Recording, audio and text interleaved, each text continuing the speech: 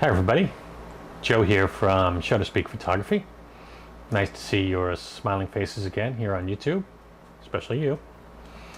Today I'd like to talk to you a little bit about the new, well, not really so new, but the Nikon S series lens, the 14 to 30 millimeter f4 lens. Show you what comes in the box and show you a few sample images, and I'll give you my thoughts on it. So, before we get started, I'd just like to say if anything in this video is helpful to you, please do me a favor and help me out by hitting subscribe and ring the bell so you get notified of new videos when they come out. Hit the like button and by all means leave me a comment, because I do try and answer all the comments that I can. This is a new channel, so really hitting that subscribe button is really something that's going to help me. So if anything in this video helps you, please help me. So let's get started. So here it is. This is the 14 to 30 millimeter f4. Initial thoughts: it's nice and light. I really appreciate that. What comes in the box is you're going to get the lens cover, lens cap. You're going to get the lens hood and this very cheap, handsome carrying case. This is one of the areas that I really think Nikon should rethink. It's kind of like a bag, but listen, lenses aren't cheap. A nice soft case would be really appreciated by Nikon. But hey, other than that, let's take a look at it. So the first thing that I'm going to show you is the new system for Nikon lenses is that they lock the lenses that have a kind of this expansion method of focus. Okay, some people like it, some people don't. I like it. So basically what you got to do is you got to pull that all the way back to that point, and the lens locks into place and you won't get any lens creep. Okay, to use the lens you have to pop it out of that mode, and there will be a message on the back of the camera letting you know if you haven't done that. And again, this is going to zoom in and out. It's supposed to be weatherproof. You know, I did shoot with it on the beach last night. I didn't have any problems, but I certainly didn't dip it in the sand, nor would I. Nice thing about this lens is filters. So we can screw a filter right onto the front of this lens. The old Nikon F-series lens, the 14 to 24, did not have that feature, and nor did my other favorite landscape lens, the Tamron 15 to 30. You'll notice in the front, no way you're putting filter on that. So the ability to put filters is certainly appreciated. Neutral density filters, or even a UV zero just to protect the lens, is a nice feature to have. So speaking of the lens, we do have a control ring here. Okay, so this ring here is the control ring. Okay, this can be programmed or it can be used for manual focus. It's set by default to manual focus, and that's kind of the way I like it, and I think that's probably the way I'm going to leave it. Other than that, manual focus, autofocus switch. You see I had it in manual focus because I was shooting nighttime photography. I was shooting stars last night to see how this lens stacks up in the dark, being an f4 lens, against what I'm used to shooting, which would be that 15 to 30, and I'll show you how it did in a few minutes. So a couple of basic facts. Okay, Nikon S series f4 to f22. It weighs 17.1 ounces. Feels good in the hand, feels solid. It looks reasonably well made to me. It feels well made. It's 3.5 inches tall. It has an 85 millimeter thread on the front, and again it has this programmable focus ring. Okay, just by way of comparison. Oh, and of course let's not forget, right, the lens hood. Okay, so that's what that would look like. Okay, now by way of comparison versus what I would normally shoot with in the past, the Tamron 15 to 30 f2.8. It is one stop of light brighter at f2.8. Maximum aperture is the same, f22. This weighs a whopping 38.8 ounces or 1100 grams. Again, this is 17.1 ounces or 485 grams, well less than half the weight. It's 5.6 inches tall, so it's considerably taller. And again, no filters. So looking at the difference there, this is just a heck of a lot easier to carry around. And I certainly appreciated that yesterday when I was out shooting with this. So f4.0, let's see how it performs in the dark. I did shoot some astrophotography last night, shot some images of the Milky Way galaxy. I processed them the same way I would have normally if I was using the Tamron f2.8 15 to 30. I shot them at f4 at 14 millimeter, and I'll show you that in a couple of minutes. I'll also show you a few other sample images. For the most part, the f4, I'm going to comment on that.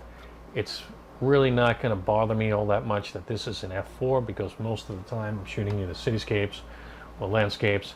Occasionally I do get out and shoot astro and nighttime, and I certainly would want the 2.8 if possible, but I don't really think it made that big of a difference, spoiler alert, in my images last night. And for the size and the weight of it, I'm a heck of a lot more likely to throw this in my bag and carry it around than I am this monster, because this weighs a lot. I got to be honest with you. Adding an extra, almost 39 ounces into the bag, that makes a big difference. So you're looking at more than double the weight. Okay, slightly more than double. All right, so let's take a look at some images. Okay, so we are here inside of Lightroom, and these are just some pictures I took to see a little bit what the lens is going to do and how it's going to look, how the edge is going to look, bowing, vignetting, etc. And right off the bat, this is something that I just want you to be aware of in Lightroom. So if you go into lens correction, you're going to see the profile, and you're going to see the remove chromatic aberration is checked, and you're going to notice that enable profile corrections is not checked, and if you do check it, you're not going to see a profile for this lens. If you're waiting for these to come out, you can stop waiting. They're never going to come out. The reason is they're built into the lens profile. So the lens correction data for this lens is baked into the NAF file. So when Adobe Lightroom reads the NAF file, all the lens correction data for this specific lens with this specific camera body are already embedded into the NAF file and automatically applied into Lightroom. And you can see that by going down here to this little eye that says click for more information. It says built-in lens profile applied, and if you click it, you're going to get this message: Nikon Z6, NIKKOR Z 14 to 30 f4s. The raw file contains a built-in lens profile for correcting distortion, chromatic aberration, and vignetting. The profile has already been applied automatically to this image. Okay, so essentially lens correction's already done. Now it's a little bit tough to see what this image would have looked like because the lens correction has already been applied. So I decided to take a look at my next image here. Got the stairs. Stairs look straight. All my lines look pretty straight. And I decided to open this up in Windows 10, and we look like we pretty much have the same identical image here in Windows 10.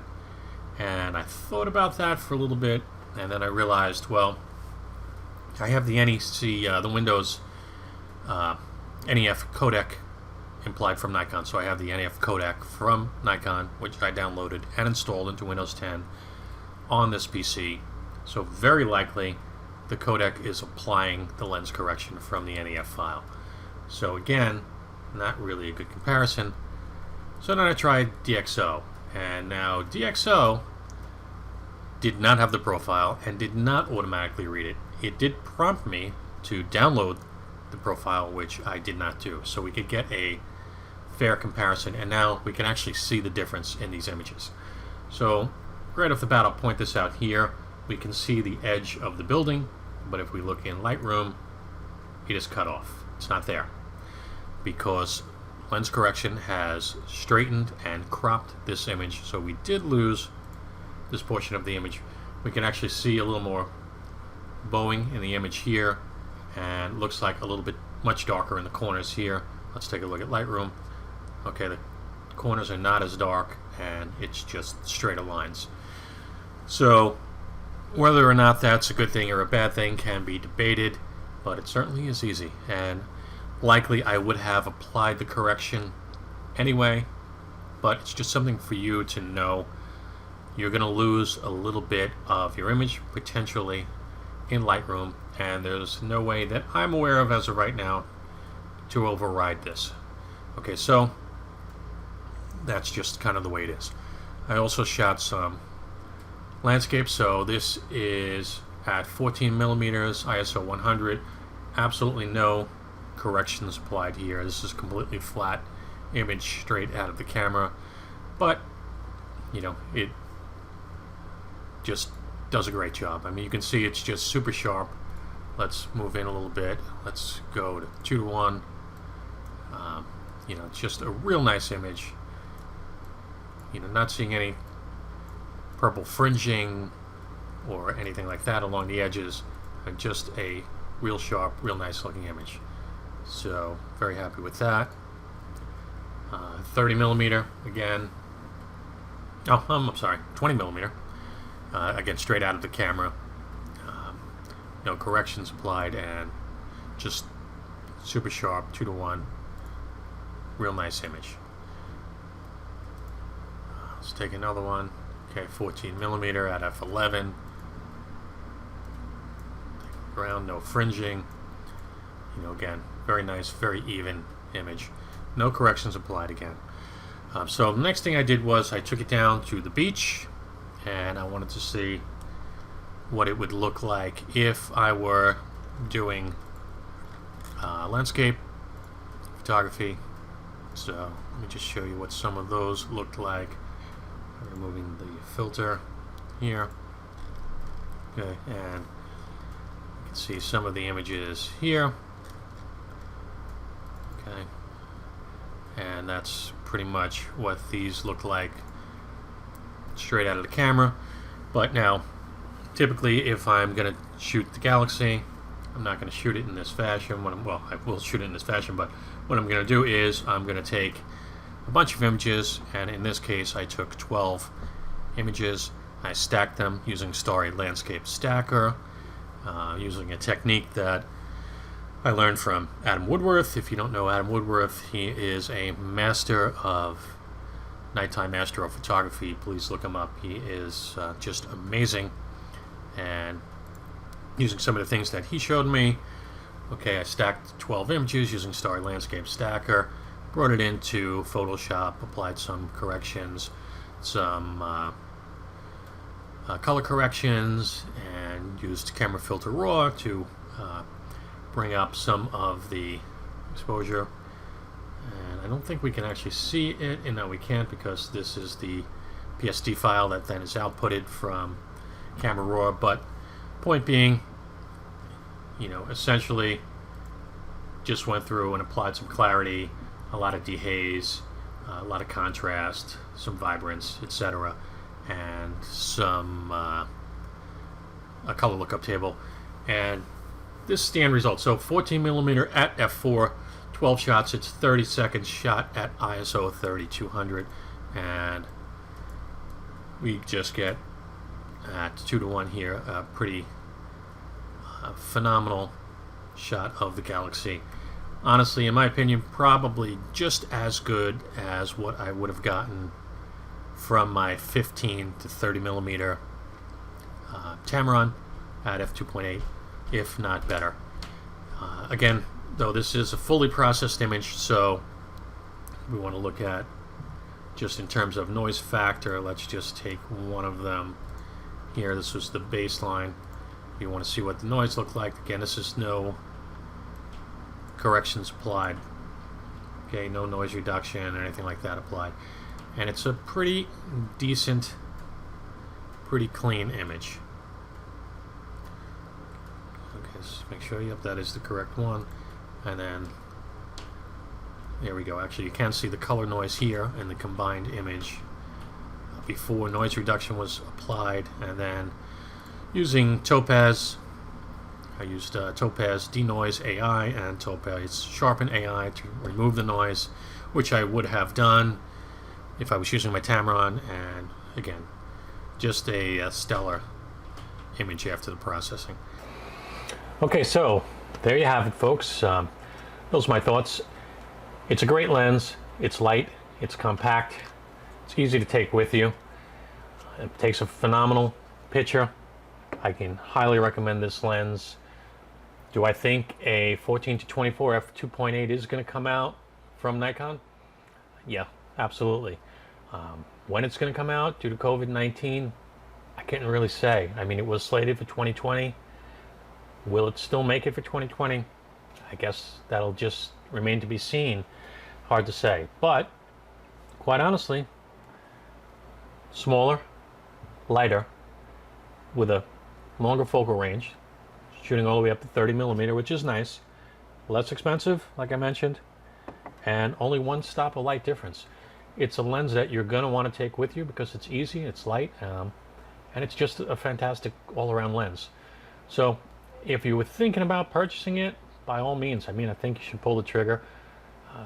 As of right now, there's a $200 rebate on that lens. So in terms of lenses, it's not incredibly expensive. It's hitting right around the just a little bit over $1,000 mark, which is pretty reasonable. So hey, I think it's a great deal. So hey, I hope something in this video helped you out, and if it did, please help me out by hitting the subscribe button and ring the bell so you get notified of future videos. Thanks again for watching. I appreciate it, and see you next time, YouTube. Bye bye.